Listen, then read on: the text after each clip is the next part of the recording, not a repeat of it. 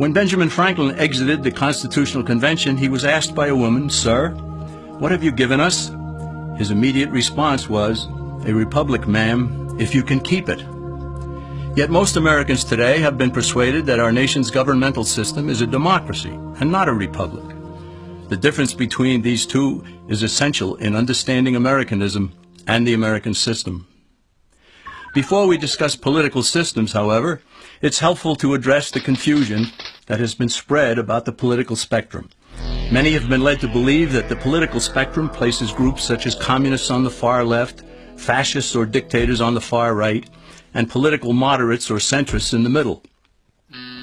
However, a more accurate political spectrum will show government having zero power on the far right to having 100% power on the far left. At the extreme right, there is no government. The extreme left features total government under such labels as communism, socialism, Nazism, fascism, princes, potentates, dictators, kings, any form of total government. Those who claim that Nazis and fascists are right-wing never define their terms. This amounts to spreading confusion. Toward the middle of the political spectrum can be found the type of government limited to its proper role of protecting the rights of the people. That's where the Constitution of the United States is. Those who advocate such a form of government are really constitutional moderates. So let's analyze the basic forms of government. They are monarchy or dictatorship ruled by one, oligarchy ruled by a few, democracy ruled by a majority, republic ruled by law, and anarchy, which is ruled by no one. In discussing these five, we'll see that they can be narrowed down to even fewer. Looking first at monarchy or dictatorship, this form of government doesn't really exist in the practical sense. It's always a group that puts one of its members up front. A king has his council of nobles or earls, and every dictator has his bureaucrats or commissars, the men behind the scenes. This isn't ruled by one, even though one person may be the visible leader. It's ruled by a group. So let's eliminate monarchy, dictatorship, because it never truly exists. Oligarchy, which is ruled by a group, is the most common form of government in all history. And it is the most common form of government today. Most of the nations of the world are ruled by a powerful few, and therefore oligarchy remains. At the other end, we find anarchy, which means without government. Some people have looked over history and found that many of its worst crimes were committed by governments. So they decided that having no government might be a good idea. But this is a mistake, because as the ancient Greeks stated, without law there can be no freedom. Our founding fathers agreed and held that some amount of government is a necessary force in any civilized, orderly society. In a state of anarchy, however, everyone has to guard life, liberty, and property, and the lives of family members. Everyone must be armed, and movement is severely restricted because one's property has to be protected at all times. Civilized people have always hired someone to do the guarding, a sheriff, a police force, or some branch of government. Once law enforcement was in place, the people were freer. They could leave their property, work in the fields, and so on. In short, the proper amount of government makes everyone freer. There are some who advocate anarchy, however, not because they want no government, but because they don't like what they have. They use anarchy as a tool for revolutionary change. The condition of anarchy is very much like a vacuum where something rushes in to fill it. These calculating anarchists work to break down the existing government with rioting, killing, looting, and terrorism. Tragically, the people living in such chaos often go to those best able to put an end to it and beg them to take over and restore order. And who is best able to put an end to the chaos? The very people who started it. The anarchists who created the problem then create a government run by them, an oligarchy, where they have total power. This is exactly what happened in Russia that led to Lenin taking total power, and in Germany where Hitler's brown shirts created the chaos that brought him to power. But anarchy isn't a stable form of government. It's a quick transition from something that exists to something desired by the power-hungry. It's a temporary condition, and because it isn't permanent, we eliminate it as well. The word democracy comes from two Greek words, demos, meaning people, and kratein, meaning to rule. Democracy, therefore, means the rule of the people, majority rule. This, of course, sounds good, but suppose the majority decides to take away one's home, or business, or children. Obviously, there has to be a limit. The flaw in democracy is that the majority isn't restrained. If more than half the people can be persuaded to want something in a democracy, they rule. What about republic? Well, that comes from the Latin, res meaning thing, and publica meaning public. It means the public thing, the law. A true republic is one where the government is limited by law, leaving the people alone.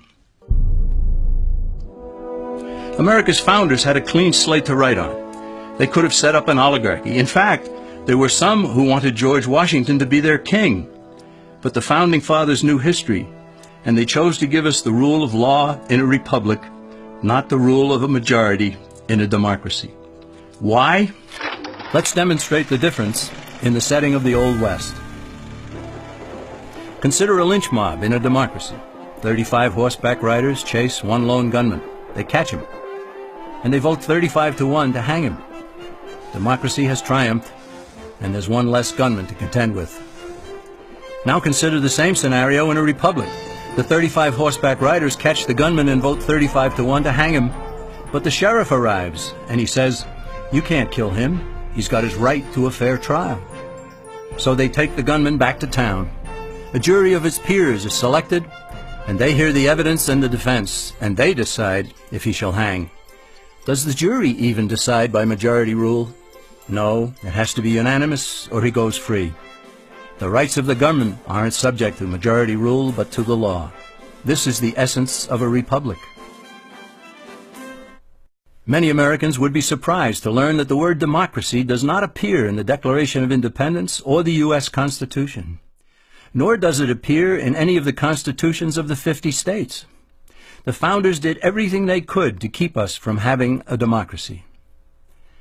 James Madison, rightly known as the father of the Constitution, wrote in essay number 10 of the Federalist Papers, "Democracies have ever been spectacles of turbulence and contention, have ever been found incompatible with personal security or the rights of property, and have in general been as short in their lives as they have been violent in their deaths." Alexander Hamilton agreed, and he stated, "We are a republican government. Real liberty is never found in despotism or in the extremes of democracy."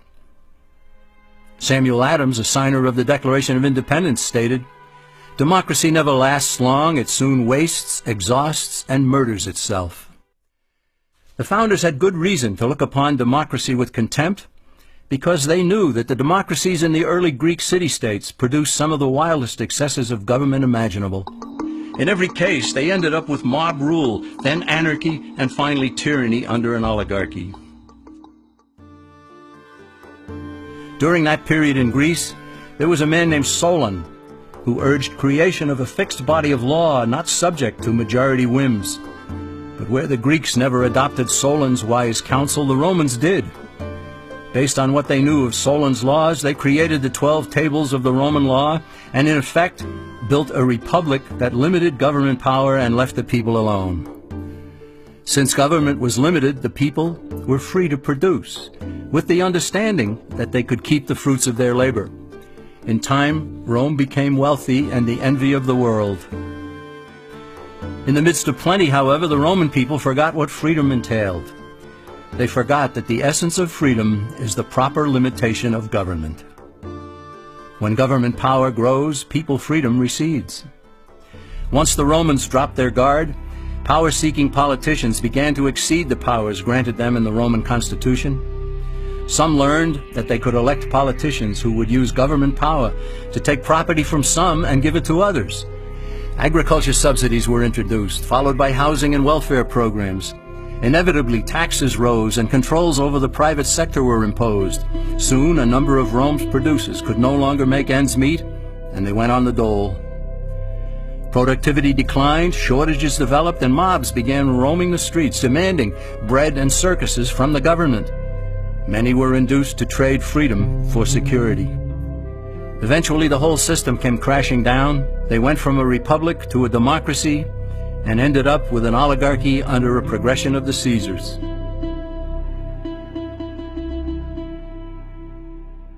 Thus, democracy itself is not a stable form of government. Instead, it is the gradual transition from limited government to the unlimited rule of an oligarchy.